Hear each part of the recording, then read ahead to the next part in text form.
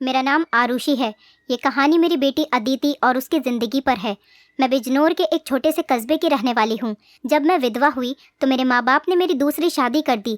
एक ऐसे व्यक्ति से कर दी जिसका पहले से ही एक बेटा था और मेरे पास भी एक बेटी थी। अब मेरा बेटा और बेटी एक ही कमरे में सोते थे, मगर सुबह उठते ही मेरी बेटी बेड की चादर दिन प्रतिदिन चेंज कर देती, फिर मुझसे छुप छुप कर पुरानी चादर धोती और खुद नहाने चली जाती।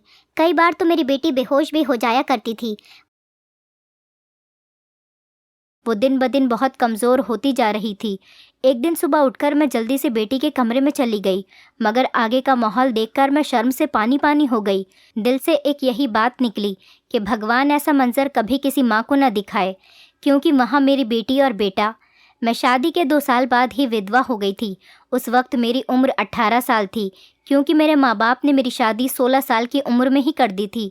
मैं अपने माँ बाप की इकलौती बेटी थी, मगर मुझे ऐसा लगता था मैं उन पर एक बहुत बड़ा बोझ हूँ, मानो जैसे कि मैं उनकी बेटी ही नहीं थी। मेरे पैदा होने के बाद ही मेरी माँ कोई खुशी नहीं देख पाई थी, और मेरे पिता, उनको तो बेटे की बहुत चाहत थी, इसीलिए वो मुझे नापसंद करते थे और हमेशा ही मुझसे अलग रहते थे।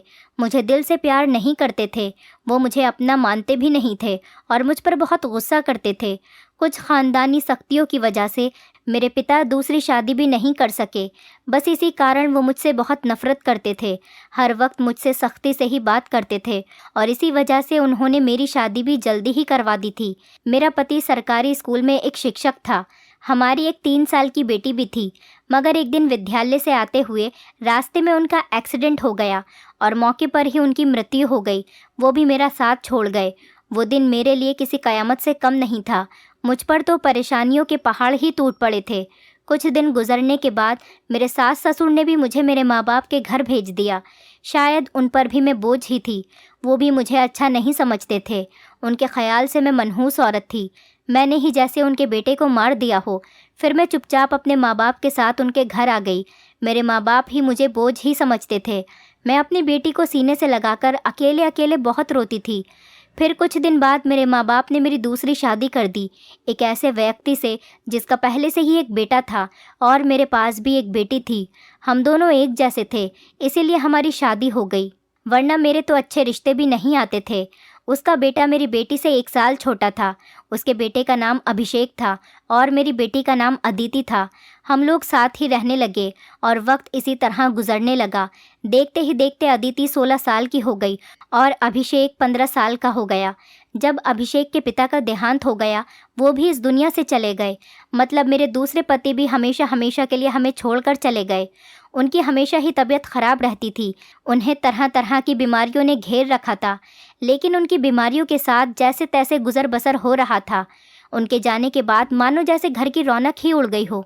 हमारा अपना मकान था, इसीलिए किराए की चिंता नहीं होती थी, और मेरे घर में ही एक किराना की छोटी सी दुकान थी।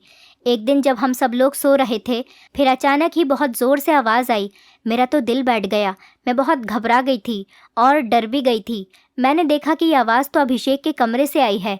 मैं उसके कमरे की तरफ दौड़ी तो मैं देखते ही हैरान रह गई। कमरे की छत गिर गई थी। ये देखकर मैं घबरा गई। मुझे डर था कि कहीं अभिषेक तो इस छत के नीचे नहीं दब गया। जब मैं करीब गई और मैंने जाकर देखा तो अभिषेक वहाँ नहीं था। वो बाथरूम जाने के लिए उठा होगा, इसी वजह से उसकी जान बच गई, क्योंकि उसके कमरे की छत गिर गई थी। मैंने ईश्वर से धन्यवाद किया कि ये तो अच्छा हुआ कि अभिषेक को कोई चोट नहीं आई। अगर उसको कुछ हो जाता तो मैं उसके स्वर्गवासी पिता को क्या मुंह दिखाती। लेकिन अब हमारे पास इतने पैसे नहीं थे कि हम उस छत को दोबारा डलवा सकते। कमरे का तो कबाड़ा ही बन गया था।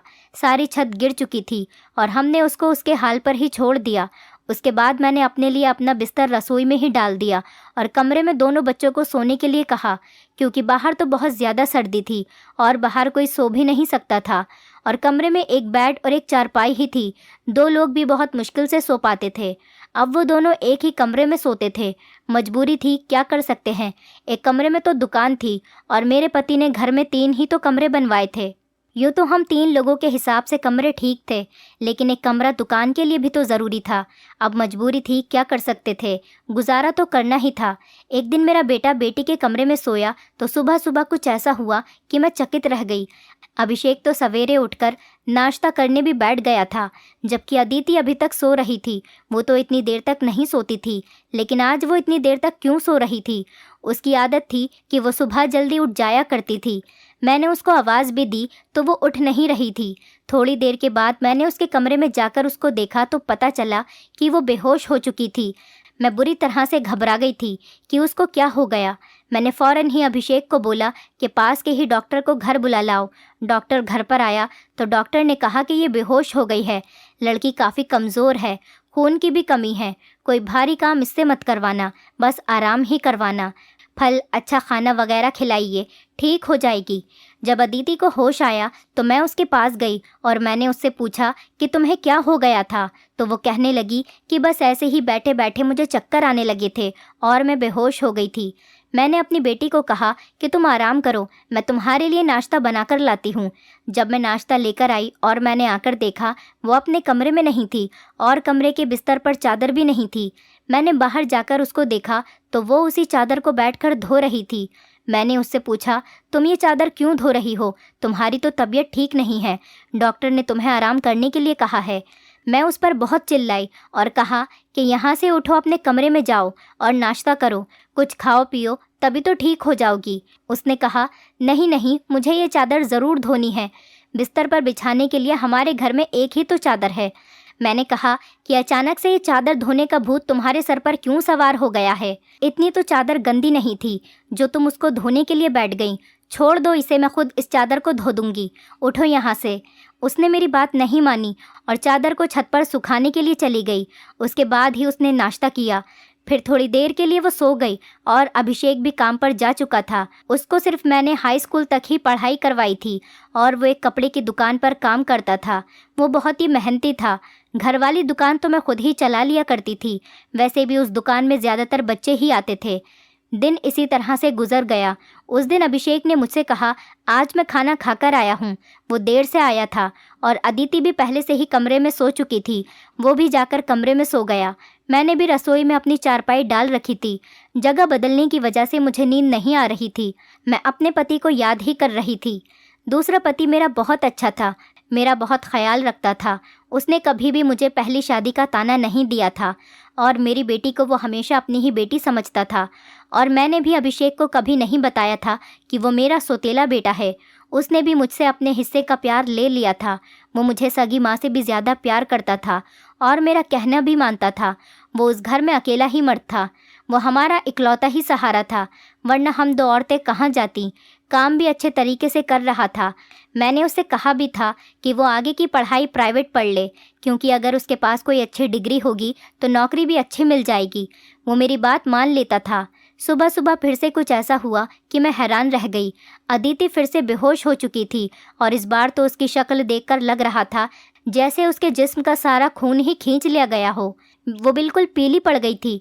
फिर मैंने डॉक्टर को बुलवाया। डॉक्टर ने वही बात कही कि मैंने आराम करने को कहा था। इसको खाने में क्या खिलाया था आपने? मैंने उनको सारी बात बताई। मैंने कहा कि वही दाल सब्जी खिलाई थी और फल भी खिलाए थे। पूरा दिन कोई काम भी नहीं करवाया था। तो डॉक्टर ने कहा कि दोबारा से कैसे इतनी कमज़ोरी हो गई। आप इस बात को सीरियस लीजिए, नहीं तो आपकी बेटी की जान को ख़तरा हो सकता है, क्योंकि इस तरह से अचानक बेहोश हो जाना और कई घंटों तक बेहोश रहना कोई मामूली बात नहीं। डॉक्टर ने सख्ती से सारी बात बताई और कुछ देर बाद वो चले गए। फिर जब अदिति को होश आया तो मैंने उससे कहा कि तुमने फिर से अब कोई काम किया तो मुझसे बुरा कोई नहीं होगा। लेकिन थोड़ी देर बाद जब मैं उसके कमरे में दोबारा गई तो मैं ये देखकर हैरान हो गई कि वो क्या कर रही है। वो तो फिर से बेड की चादर को धो रही थी। इस बार मैं उसे दूर से देख रही थी, क्योंकि जो भी वो कर रही थी वो सब कुछ मामूली नहीं था। वो बेहोशी से उठकर चादर को धोना शुरू कर देती थी। ये सब क्या हो रहा था? वो ये सब क्यों कर रही थी? जब से मेरे बेटे ने उसके कमरे में सोना शुरू किया था तभी से वो ऐसा कर रही थी और बेहोश भी तभी से हो रही थी। अभिषेक उसके लिए था तो सौतेला भाई, लेकिन बचपन से दोनों एक साथ ही पले बड़े हैं। उन दोनों में तो सगे भाई बहनों जैसी मोहब्बत थी।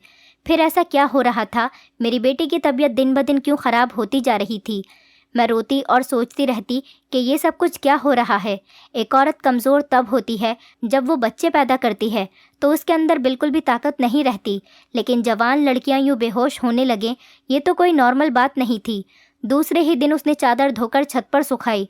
वो आसपास भी उसे ही देख रही थी कि जैसे मैंने उसे देखा तो नहीं है। मैं रसोई की खिड़की से ये सब कुछ देख रही थी। मैंने भी उसको ऐसा एहसास नहीं होने दिया जैसे मैं उसको देख रही हूँ। लेकिन मेरी बेटी क्या कर रही थी, वो फिर से बिस्तर पर आकर लेट गई और उसने अपने ऊपर वाली चादर को ओढ़ लिया ताकि मुझे कुछ पता न चले नीचे वाली चादर है या नहीं। ये मुझे नहीं पता था। मैंने उसको नाश्ता करवाया और दवाई दी। दुकान अच्छी नहीं चल रही थी। हमारी दुकान पर कोई बड़ा ग्राहक नहीं आता था।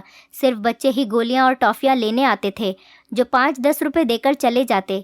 इसी तरह से तो काम नहीं चलने वाला था। मैं बहुत परेशान थी, लेकिन ये बात मैंने अपने बच्चों को कभी नहीं बताई। अभिषेक को भी कुछ नहीं बताया क्योंकि वो पहले से ही नौकरी कर रहा था। अब अगर ऐसे में ये बात बता देती तो वो और भी ज़्यादा परेशान हो जाता। लेकिन मैं खुद बहुत परेशान हो गई थी। ऊपर से डॉक्टर ने कहा था बेटी को अच्छी चीज़ें खिलाओ, लेकिन घर में तो दाल रोटी के भी पूरे पैसे नहीं हो रहे थे। घर का खर्चा करना बहुत मुश्किल हो रहा था। लेकिन एक दिन कुछ बहुत ही अजीब हुआ। मैंने अपने बेटे अभिषेक और अदिति को कुछ ऐसी बातें करते हुए सुना जिनकी मुझे बिल्कुल भी समझ नहीं आई। मेरे बेटे ने कहा, ये तुमने तो अभी से ही अपनी तबीयत ख़राब कर ली है, इस तरह तो नहीं चलेगा। अगर तुम्हें इतनी परेशानी हो रही है तो फिर हम ये सब नहीं कर सकते। मेरी बेटी ने कहा कि नहीं, मुझे ये काम करना है। इसी तरह के मौके बार बार नहीं मिलते हैं और मुझे क्या पता था कि मेरे साथ ये सब कुछ हो जाएगा। मुझे तो पता ही नहीं था कि मेरे अंदर इतनी भी ताकत नहीं है। मेरे बेटे ने कहा कि अब तो तुम्हें पता है ना, मैं तुम्हारी ज़िंदगी को दांव पर नहीं लगा सकता। तो मेरी बेटी का कहना था कि नहीं, सिर्फ 2-4 हफ्तों की बात है, उसके बाद ये मौका नहीं मिलेगा। ये सब क्या हो रहा था, मुझे कुछ समझ नहीं आ रहा था। ये दोनों क्या बातें कर रहे हैं। एक दिन तो मैंने कुछ ऐसा देखा जिसको देखकर मैं दंग रह गई। सुबह सुबह ही मेरी बेटी ने चादर को फिर से धोकर छत पर सुखा दिया और वो एक तरफ खड़ी होकर उल्टी कर रही थी। मैंने कहा कि क्या हो गया है तुम्हें। वो घबरा गई और कहने लगी कि अचानक से मेरा दिल ख़राब हो गया। मैंने कहा, क्या मतलब है इस बात का कि दिल ख़राब हो गया तुम्हारा? क्या खा रही हो तुम ऐसा, और चादर को बार बार क्यों धोती हो?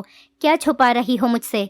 अगर मुझे पता चला कि तुमने कोई ऐसी वैसी हरकत की है जिससे मेरी और तुम्हारे बाप की इज्जत दांव पर लग गई तो मैं तुम्हें कभी माफ़ नहीं करूँगी। मेरी बेटी हैरान हो गई। उसने कहा, माँ, आप किस तरह की बातें कर रही हैं? ऐसा कुछ नहीं है जैसा आप सोच रही हैं। लगता है आज आपने कोई फिल्म देखी है या किसी ने आपके कान मेरे खिलाफ भर दिए हैं जो आप इस तरह की बातें कर रही हैं। मैं ऐसा क्यों करूँगी? और अगर मैंने इस चादर को धो दिया है तो क्या हो गया? चादर गंदी हो गई थी, बस इसीलिए धो दिया। आपको तो पता है कि कई दिन से मेरी तबीयत ख़राब है, तो दवाई खाने की वजह से मेरे पेट में भी खराबी हो रही है। अगर मुझे उल्टी आ गई तो इसका और कोई मतलब नहीं है। मेरी बेटी मुझसे इस तरह से बात कर रही थी। मैंने उसके मुंह पर थप्पड़ दे मारा और वो ज़मीन पर गिर गई। तभी अचानक अभिषेक भी आ गया। उसने कहा कि माँ, आप ये क्या कर रही हैं? आपने इस पर हाथ क्यों उठाया? तो मैंने उससे कहा, हाँ, मैंने इसको मारा है, इस पर हाथ उठाया है। ऐसा तो मुझे बहुत पहले ही करना चाहिए था, लेकिन अभी मैं पूरी तरह से बात की तह तक नहीं पहुंची हूँ। जिस दिन मुझे पता चल गया तुम दोनों के बारे में, उस दिन देखना। अब मुझे खुद पता नहीं था कि मुझे क्या हो गया था। मेरे दिल में जो बात आ रही थी मैं वही बोलती जा रही थी, जो कि मुझे इस तरह नहीं करना चाहिए था। रात को अचानक मेरी आँख खुली और मैंने देखा कि मेरे बच्चों के कमरे की लाइट जल रही थी। उस वक्त वो क्या कर रहे थे? उनको तो इस समय सो जाना चाहिए था और मुझसे तो शाम को कह रहे थे कि आज हम जल्दी सो जाएंगे। मैं जब कमरे के करीब गई तो वो ना सिर्फ जाग रहे थे बल्कि बातें भी कर रहे थे। किसी बात पर बहुत ज़्यादा खुश हो रहे थे। मेरा बेटा कह रहा था कि तुम बहुत खुशकिस्मत हो। तो बेटी कहने लगी कि हाँ, खुशकिस्मत तो मैं हूँ, लेकिन अभी कल फिर से जब मेरी तबीयत ख़राब होगी तो माँ मुझे देखकर बहुत परेशान हो जाएंगी। कब तक ऐसा झूठ बोलेंगे? बेटा बोला, बस कुछ दिन और कर लेते हैं, फिर सब कुछ ठीक हो जाएगा। मैं उनकी बातें सुनकर हैरान रह गई। आज मुझसे रहा नहीं गया। मैंने कमरे के दरवाजे को खोलने की कोशिश की तो मैं हैरान रह गई। उन्होंने दरवाजे को अंदर से बंद क्यों किया था? क्या वजह थी दरवाज़ा अंदर से बंद करने की? वैसे भी अब मौसम बदल रहा था, उनको दरवाज़ा खोलकर सोना चाहिए था। मैंने दरवाजे पर बार बार दस्तक देना शुरू कर दिया, लेकिन इस तरह से दस्तक देने के बावजूद भी उन लोगों ने दरवाज़ा खोलने में आधा घंटा लगा दिया। और उसके बाद जब मैंने कमरे में देखा तो उनके अलावा कमरे में कोई भी नहीं था और वो दोनों ऐसी शक्ल बनाकर बैठे थे जैसे नींद से जागे हों। मैंने कहा, इतनी देर में दरवाज़ा क्यों खोला है? तो कहने लगे, हम सो रहे थे। मैंने कहा कि झूठ नहीं बोला करो, तुम लोग जाग रहे थे और बातें कर रहे थे। उन्होंने कहा कि हम क्यों इस समय जागेंगे और क्यों बातें करेंगे, हमारा कौन सा कल पेपर है जो हम तैयारी करेंगे और जागेंगे, हम लोग तो सो रहे थे। मुझे उन दोनों की हरकतें समझ नहीं आ रही थी। मेरे पास बोलने के लिए कोई शब्द नहीं थे। मुझे उनकी बातें समझ नहीं आ रही थी, क्योंकि वो दोनों तो ऐसे ही बैठे थे जैसे नींद से अभी अभी जागे हों। उसके बाद मैंने उनको कुछ नहीं कहा और वहाँ से चली गई। लेकिन मैं सोचती थी कि कोई ना कोई गड़बड़ तो ज़रूर है। मैं ये देखकर हैरान रह गई। एक दिन मेरी बेटी के बाजू में नील के निशान भी थे। ये तो ज़ख्म के निशान थे। मुझे समझ नहीं आ रही थी कि उसे क्या लगा था। मैंने उससे पूछा तो उसने कहा कि छुरी लगी है, लेकिन छुरी तो उंगली पर लगती है, बाजू पर नहीं। मेरी बेटी कोई ना कोई बात ऐसी है जो मुझसे छुपा रही थी। कभी बेहोश हो जाती थी, कभी उसके शरीर पर अजीब अजीब तरीके के निशान होते थे, और कभी उठकर अपने बेड की चादर धोने लग जाती थी और मुझे कमरे में जाने नहीं देती थी। मेरा दिमाग जिस तरफ जा रहा था, मैं वैसे ही सोचना नहीं चाहती थी। मेरी गलती थी। मैंने आग और पानी को क्यों एक साथ रखा? मुझे ऐसा नहीं करना चाहिए था। मैंने सोच लिया कि मुझे अब क्या करना है। जवान लड़का और लड़की को मुझे एक साथ एक ही कमरे में नहीं सोने देना चाहिए था। गलती तो मेरी ही थी। मुझे इन सब बातों का ध्यान रखना चाहिए था। अभिषेक था तो अदिति का सौतेला ही भाई। नियत बदलते देर नहीं लगती। जवानी की इस उम्र में बच्चे बुरी संगतों में पड़ ही जाते हैं। सगा भाई तो सगा होता है और सौतेला भाई सौतेला। तो फिर मैं कैसे सौतेले भाई बहन को एक साथ एक ही कमरे में सुला रही थी? ये मेरी ही गलती थी। जब हम ही बच्चों पर ध्यान नहीं देंगे, परेशानियां तो पैदा ही होंगी। अच्छी बुरी बातों का ध्यान तो हमें ही रखना होता है। बच्चे तो नादान होते हैं और नादानी में ही बहुत सारी गलतियां कर बैठते हैं। जैसे जैसे विचार मेरे दिमाग में आ रहे थे, अगर ये सारे विचार सही हो गए तो फिर सारा का सारा कसूर मेरा ही होगा। मैंने अपने बेटे और बेटी पर नज़र रखी थी। एक दिन मेरा बेटा बेटी को कोई चीज़ लाकर दे रहा था। मैं छुपकर उनकी बातें सुनने लगी। उसने कहा कि ये तुम्हारी दवाई है, इस परेशानी के लिए ये दवाई ले लो तो सब कुछ ठीक हो जाएगा। उसने मेरी बेटी को छुपाकर वो गोलियां दी। मैं परेशान हो गई कि ये किस चीज़ की गोलियां उसको दे रहा है। आखिर ऐसी क्या बात है जो परेशानी ये दोनों हल करना चाहते हैं और उसके बारे में मुझे नहीं पता। और ये दवाइयाँ कुछ अजीब सी क्यों लग रही थी? मेरी बेटी ने भी वो दवाइयाँ फ़ौरन से पकड़ ली और उनको अपने दुपट्टे के पल्लू में छुपा लिया। बेटे ने कहा कि रात को सोने से पहले खा लेना, तो फिर अगले दिन तुम बेहोश बिल्कुल भी नहीं होगी। और 2-3 दिन तक तो मेरी बेटी वाकई बेहोश नहीं हुई थी, लेकिन उसके बाद शायद उसकी वो गोलियां ख़त्म हो गईं और एक दिन बाद फिर से मेरी बेटी बेहोश हो गई थी। मेरा बेटा भी घर पर नहीं था, इसीलिए मैंने आज फ़ायदा उठाने के बारे में सोचा। मैंने वो चादर बहुत ही होशियारी से बेटी के नीचे से खींच ली और उसको तरीके से तय करके अपने कमरे में ले आई। मुझे खोलकर देखना था कि इस पर ऐसा क्या लगा होता था जिसकी वजह से मेरी बेटी सुबह उठते ही उसे धोना शुरू कर देती थी, और यहाँ तक कि अपनी बीमारी का भी ख्याल नहीं करती। जब मैंने चादर को खोल कर देखा तो पहले तो मुझे कुछ नज़र नहीं आया, लेकिन जब मैंने ध्यान से देखा तो ये देखकर मैं हैरान रह गई कि उस चादर पर सफ़ेद सफ़ेद बाल थे और पूरी चादर बालों से भरी हुई थी। मुझे समझ नहीं आई ये किस चीज़ के बाल हैं, क्योंकि ये बाल बिल्कुल सफ़ेद और छोटे छोटे बाल थे। मैं हैरान हो गई, लेकिन मुझे ये बात समझ नहीं आई। मैं सोचती रही कि ये सब कुछ क्या हो रहा है। मैं बेटे और बेटी की हरकतों पर नज़र रख रही थी, इसीलिए सारा कुछ अपने दिमाग में सोच रही थी, लेकिन मैं किसी नतीजे पर नहीं पहुंची थी। तब तक मेरी बेटी को ये पता चल ही गया कि चादर मैंने देख ली है, तो वो मेरे पास आकर बैठ गई और कुछ अजीब सी घबराई हुई नज़र आने लगी। उसके बाद मैंने उससे पूछ लिया कि क्या बात है, क्यों परेशान लग रही हो? तो उसने कहा कि माँ, वो चादर कहाँ है? तो मैंने उससे कहा कि वो तो मैंने धोकर डाल दी है। ये कहकर वो मेरे पास से जाने लगी, तो मैंने उसका हाथ पकड़कर उसे रोक लिया और मैंने कहा कि मैं सब कुछ देख चुकी हूँ। उस चादर पर जो भी लगा हुआ था मुझे बता दो, ये सब कुछ क्या है? तुम मुझसे इतने दिनों से क्या छुपा रही हो? मैं बहुत परेशान हो गई हूँ। मेरे दिमाग में बहुत बुरे बुरे विचार आ रहे हैं। वो मेरे पास बैठ गई और फिर मेरी बेटी ने मुझे ऐसी बात बताई कि मेरे कदमों तले से ज़मीन निकल गई। मेरी बेटी ने मुझे बताया कि माँ, जैसा आप समझ रही हैं वैसा बिल्कुल भी नहीं है। दरअसल हमने देख लिया था कि इस घर के हालात अच्छे नहीं चल रहे। घर की दुकान भी नहीं चल रही थी और भैया भी कुछ खास पैसे नहीं कमा रहे थे, लेकिन हमें ऐसा कोई काम नहीं मिल रहा था जो हम लोग कर पाते।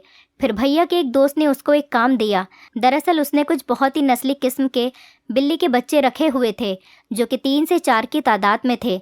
लेकिन उनको संभालना उसके बस से बाहर था, इसलिए उसने हमें उन बच्चों को संभालने का काम दिया और उस काम के बहुत सारे पैसे दिए। दरअसल भैया भी पूरा दिन वहीं होते थे, लेकिन रात में भाई को आराम भी करना होता था, इसीलिए उन बिल्ली के बच्चों को कमरे में ले आते थे और मैं उनको संभाल लेती थी।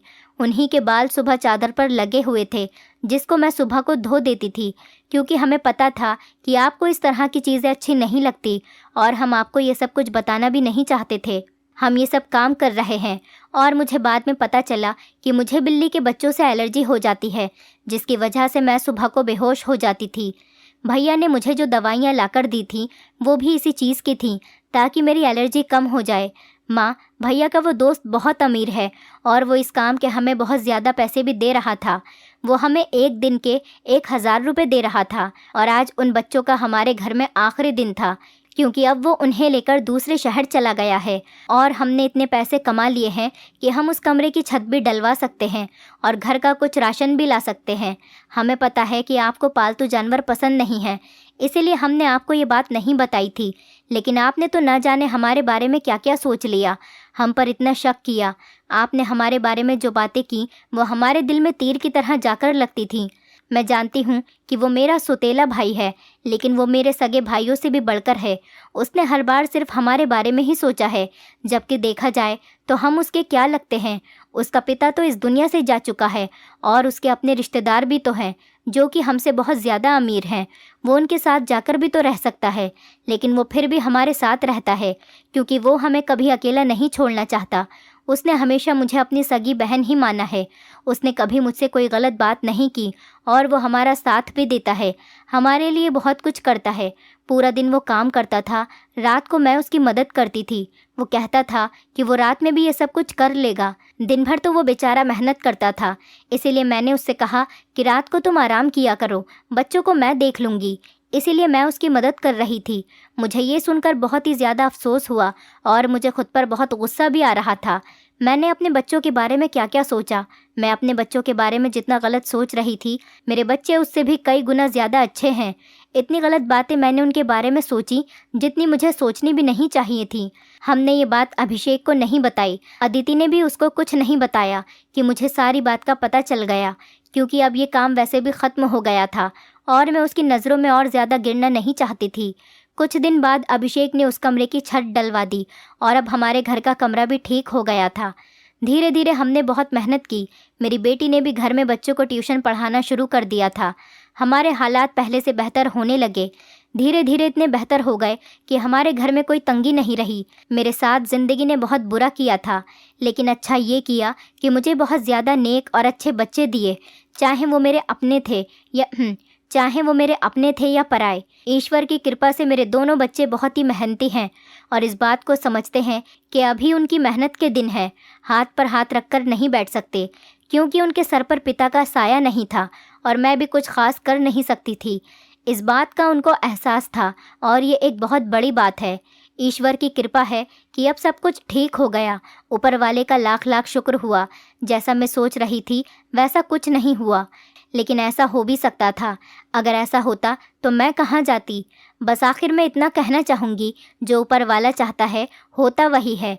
मेरे बच्चे बहुत समझदार हैं और उनके दिल में कोई ऐसी बात नहीं है, लेकिन फिर भी मैं ऐसी माँओं को नसीहत करूँगी, बच्चों के साथ के इस मामले में थोड़ी एहतियात ज़रूर करें और वो गलती ना करें जो मैंने अपने बच्चों के साथ की है। मुझे दोनों को एक कमरे में नहीं रखना चाहिए था, क्योंकि जो ना हुआ और वो हो भी सकता था, और अगर वो हो जाता तो सब कुछ ख़त्म हो जाता। मेरे बच्चे तो समझदार थे, शायद मेरे साथ इसीलिए ऐसा नहीं हुआ। अपने बच्चों का ध्यान रखें, उनकी ज़िंदगी पर भी ध्यान रखें और वो कब क्या कर रहे हैं इस बारे में पूरी जानकारी रखें, और बच्चों पर प्यार करने के साथ साथ थोड़ी सख्ती भी रखें, और वो क्या गलती कर रहे हैं क्या नहीं, इन सब बातों के बारे में उनसे जानकारी लेते रहें। और इस बात का ध्यान रखें, जब बच्चे जवान हो जाएं तो उनका बिस्तर अलग कर देना चाहिए। आपसे भी यही सब कहूँगी कि अपने बच्चों का ध्यान रखें। दोस्तों, उम्मीद करती हूँ आपको हमारी कहानी पसंद आई होगी। कहानी पसंद आई है तो वीडियो को लाइक करें, चैनल पर नए हैं तो चैनल को सब्सक्राइब करें, और हाँ, नोटिफिकेशन बेल को ज़रूर दबाएं ताकि अगली अपडेट सबसे पहले आपको मिले।